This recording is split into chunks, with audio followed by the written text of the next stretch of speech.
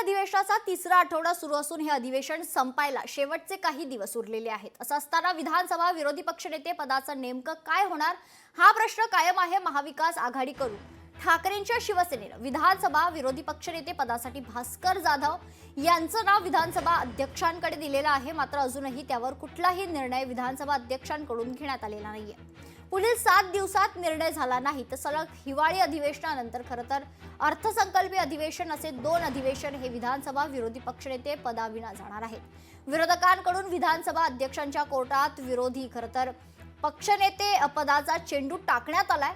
महाविकास आघाडीनं विरोधी पक्षनेते पदासाठीची पूर्ण प्रक्रिया पार पडली। यावर विधानसभा अध्यक्षांनी लवकर निर्णय घ्यावा अशी मागणी सुद्धा करण्यात आली आहे।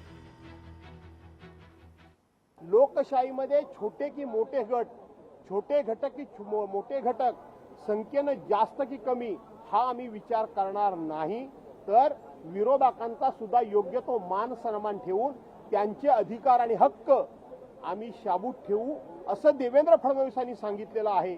त्यामुळे विधिमंडळाचं अधिवेशन संपण्याकरता 6 दिवस जरी शिल्लक असले तरी आजही मला असं वाटतं की लोकशाहीची या ठिकाणी शान म्हणून आणि ज्या पद्धतीनं काँग्रेस सरकारनं सुद्धा लोकशाहीची इज्जत आणि लोकशाहीचं महत्त्व अबाधित राखलं, त्याच पद्धतीनं सत्ताधारी पक्ष राखेल असा मला विश्वास आहे।